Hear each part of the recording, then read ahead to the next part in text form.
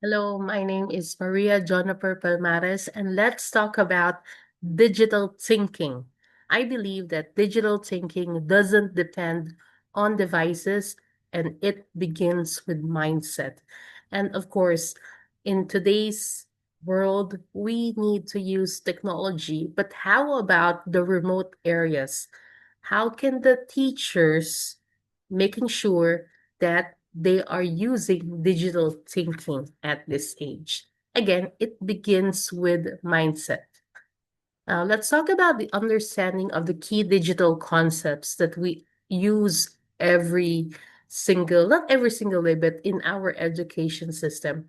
We have four terms that we have to understand. First is digital tool, another is digital skill, the third is digital literacy, and the fourth is digital fluency.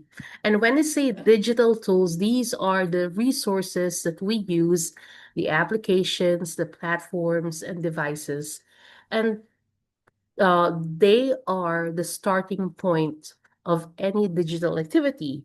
But these tools, just like Canva, just like Zoom, Google Classrooms, these tools alone do not really create impact, okay, unless you paired it with skills and understanding. So these are the things that what these are the things that we use, okay, as a starting point, the digital tools. Now, second is a digital skill. These are the abilities to use digital tools effectively. So they involve knowing how to operate the digital tools, how to create, and how to communicate using the technology. So if you use Canva, not only for the PowerPoint presentation, but rather you use it to make some posters, of course, that will become part of the digital skill because you know how to create something. Okay. Same goes with Zoom, how you communicate with your students. And in terms of digital literacy, by the way, these skills, the digital skills, are the techniques that turns the digital tools into something useful. When we say digital literacy, this goes beyond the usage because it's all about the critical thinking, the ethical behavior, the responsible decision making in digital spaces. So it includes the understanding of the privacy, the evaluating of the content, and the modeling of respectful online behavior. So, literacy is the judgment behind how and why we use the digital tools. And of course, when we say digital fluency last, it is the confidence and the adaptability to use the digital tools seamlessly in different occasions or different contexts.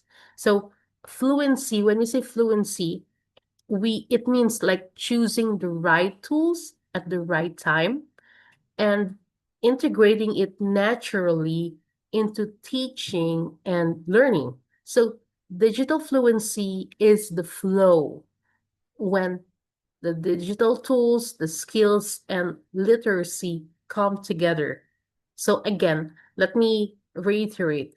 The tools are what we use, okay? And the skills are how we use them. And literacy is why we use them wisely. And fluency is when it works smoothly and purposefully.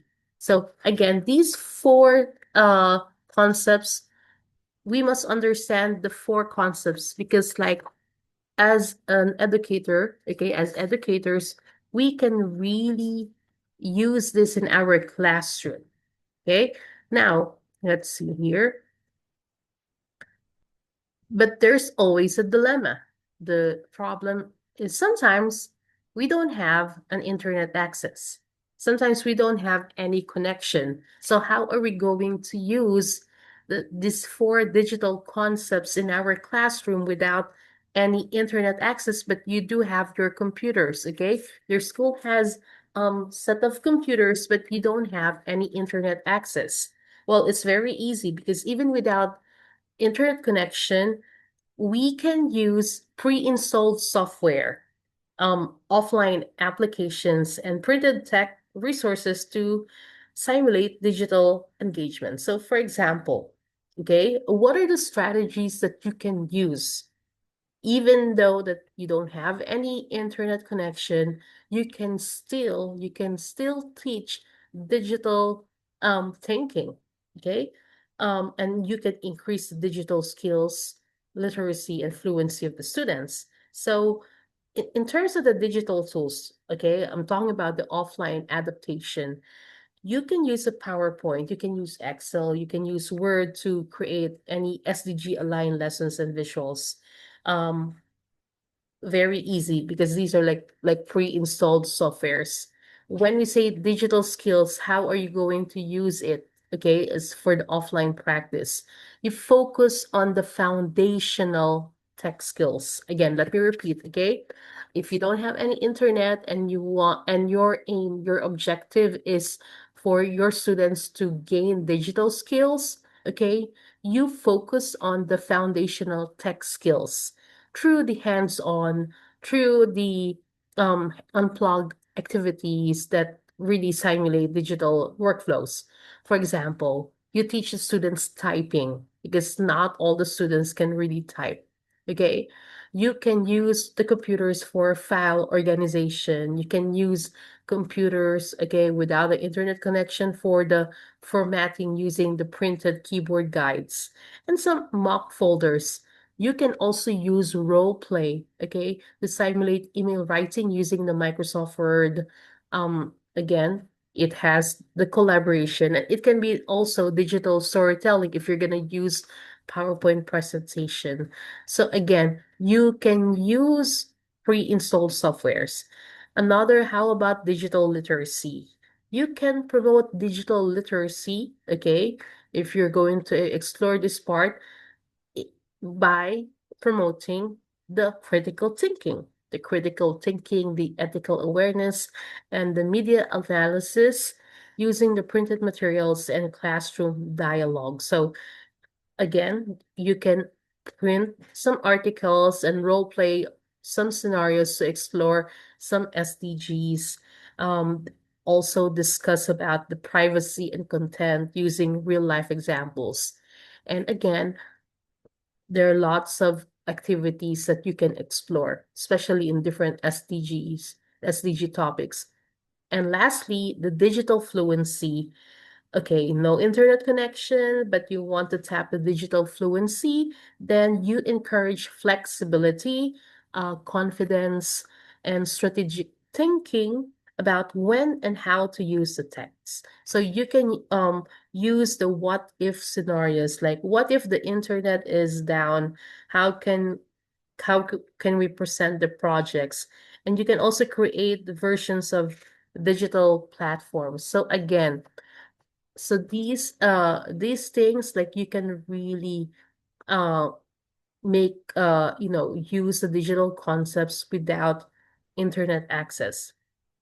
But then again, what about if, okay, how are you going to practice digital concepts without any devices? What if the school doesn't have any um laptops, okay, computers, no internet, no printed materials, no whatsoever, okay?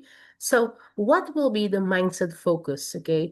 If you're going to tap digital tools, okay, in your classroom without any digital devices, the mindset focus is like this. Digital tools are not just applications, they are also solutions. So even without the devices, we can really teach the students to think like tool users and to think like creators. So the focus here is how to solve the problems and how to connect with people. So the strategy that you might, the no tech strategies that you can use is the storytelling and the role playing. Storytelling, like imagine, right? Imagine you're organizing a school cleanup. What kind of tool would help you to invite others to track the progress and to share the results? So the focus here is more into how the students can solve their problems using their own minds. And how do you think that the students can connect with people so you can use storytelling and dialogue? Okay, how about tapping the digital skills of the students?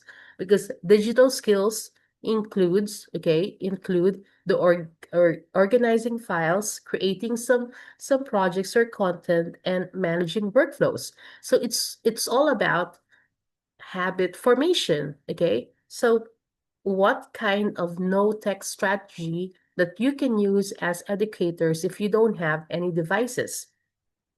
It's all about organization of ideas. It's all about designing visuals on paper, sequencing tasks. It's all about the using of envelopes. You can use folders to for file organization. You might use designing a poster, okay, poster making to mimic presentations, and of course, sequence the tasks using the chalkboard. So meaning to say that you can really use, okay, practical ideas for you to have the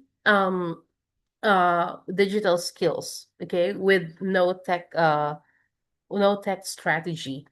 And of course, they are all in line with SDG 4 and other SDGs.